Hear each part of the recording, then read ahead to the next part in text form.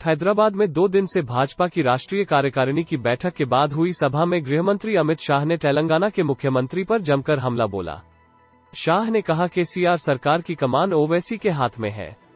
मुख्यमंत्री सचिवालय नहीं जाते क्योंकि उन्हें एक तांत्रिक ने कहा है कि अगर आप सचिवालय जाएंगे तो सरकार गिर जाएगी। रविवार को समापन कार्यक्रम में पीएम नरेंद्र मोदी भी पहुंचे। पीएम ने अपने संबोधन में हैदराबाद को भाग्यनगर कहा। वे बोले तेलंगाना की जनता राज्य में भाजपा की डबल इंजन की सरकार के लिए खुद ही रास्ता बना रही है। ऐसा लग रहा है कि जैसे तेलंगाना आज इस मैदान में ही सिमट गया है। 2019 के लोकसभा चुनाव में भारतीय जनता पार्टी को आपने भरपूर समर्थन दिया। ग्रेटर हैदराबाद के चुनाव में भाजपा को आपने जो प्यार दिया वो ऐतिहासिक है। अब तेलंगाना के लोगों की बारी है। हैदराबाद में आधुनिक साइंस सिटी बनाने के लिए भाजपा सरकार खास प्रयास कर रही है। इससे तेलंगाना के युवाओं को रोजगार मिलेगा। स्थानीय भाषा में पढ़ाई को भी तरजीह दी जा रही है। आप खुद ही सोचिए, जब स्कूलों और कॉलेजों में तेलुगु में पढ़ाई होगी तो गांव की हजारों माओं के सपने साकार होंगे। जन धन योजना के तहत भारत में 45 करोड़ खाते खुले हैं। इसमें 1 करोड़ से ज्यादा खाते तेलंगाना में खुले, जिनमें से 55% महिलाओं के हैं। पिछले 2 दिन से यहां पर भाजपा के प्रतिनिधि राज्यों के सीएम आपके प्यार को महसूस कर रहे हैं। तेलंगाना के लोग पूरी दुनिया में देश के प्रति समर्पण के लिए जाने जाते हैं। तेलंगाना प्राचीनता की पुण्यस्थली है। तेलंगाना में 35,000 करोड़ के बड़े प्रोजेक्ट। पीएम ने कहा, हमने किसानों से 1,000 करोड़ का धान खरीदा है। किसानों की फसलों को पानी के लिए 35,000 करोड़ के बड़े प्रोजेक्ट पर केंद्र सरकार काम कर रही है। तेलंगाना में यातायात को सुगम बनाने के लिए भी हम काम कर रहे हैं। 1500 करोड़ से कई फ्लाईओवर बनेंगे, जिससे हाईटेक सिटी में जाम की समस्या से राहत मिलेगी। रेलवे में तेलंगाना के लिए 31,000 करोड़ की लागत के प्रोजेक्ट शुरू हुए हैं। हैदराबाद को भाग्यनगर बताकर सरदार पटेल को याद किया। पीएम बोले, भाग्यनगर में ही सरदार पटेल ने एक भारत श्रेष्ठ भारत का नारा दिया था। हमारी पार्टी का नारा भी यही है। हमारा एक ही कार्यक्रम है, तुष्टीकरण खत्म कर हमें तृप्तिकरण का रास्ता अपनाना। उन्होंने एनडीए की राष्ट्रपति पद की उम्मीदवार द्रौपदी मुर्मू की उम्मीदवारी की तारीफ करते हुए इसे ऐतिहासिक फैसला बताया। पीएम ने कहा कि देश वंशवादी राजनीति और वंशवादी राजनीति करने वाले दलों से परेशान हो गया है।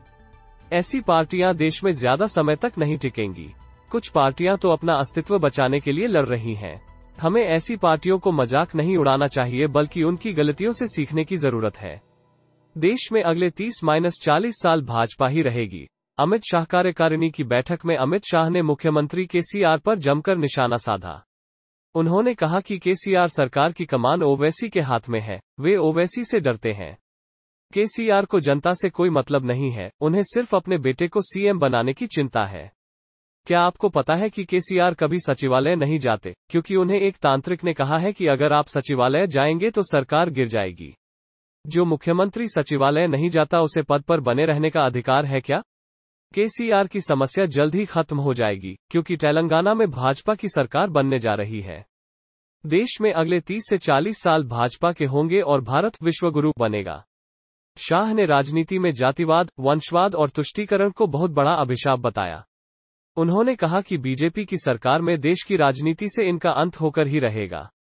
शाह ने दावा किया है कि बीजेपी जल्द ही तेलंगाना और पश्चिम बंगाल में सरकार भी बनाएगी। दोनों राज्यों में पारिवारिक पार्टियों का दबदबा खत्म होगा। पार्टी केरल, आंध्र प्रदेश और ओडिशा में भी सरकार गठन को लेकर तैयारी कर रहे हैं। गुजरात दंगों पर सुप्रीम कोर्ट का फैसला ऐतिहासिक। अमित शाह ने गुजरात दंगों पर सुप्रीम कोर्ट के फैसले को ऐतिहासिक बताया। उन्होंने कहा कि सभी आरोपों को सुप्रीम कोर्ट ने झूठा करार दिया और अदालत ने इसे राजनीति से प्रेरित बताया है। उन्होंने कहा कि पीएम मोदी ने संविधान पर भरोसा रखा, गुजरात दंगा मामले में सिट का सामना किया, लेकिन भ्रष्टाचार के आरोपों का सामना करने पर विपक्ष अराजकता फैला रहा है। कांग्रेस निराश और हताश है। शाह ने कहा, आज केंद्र की योजनाओं का लाभ समाज के हर तबके तक पहुंच रहा है। यही वजह है कि कांग्रेस निराश और हताश है और वो केंद्र सरकार की हर कल्याणकारी योजना का विरोध करती है। सर्जिकल स्ट्राइक हो या फिर एयर स्ट्राइक, कश्मीर से अनुच्छेद 370 को खत्म करने का मसला हो, कोरोना के खिलाफ देश में दुनिया का सबसे बड़ा टीकाकरण अभियान चलाया गया, कांग्रेस ने उस पर भी सवाल खड़े कर दिए।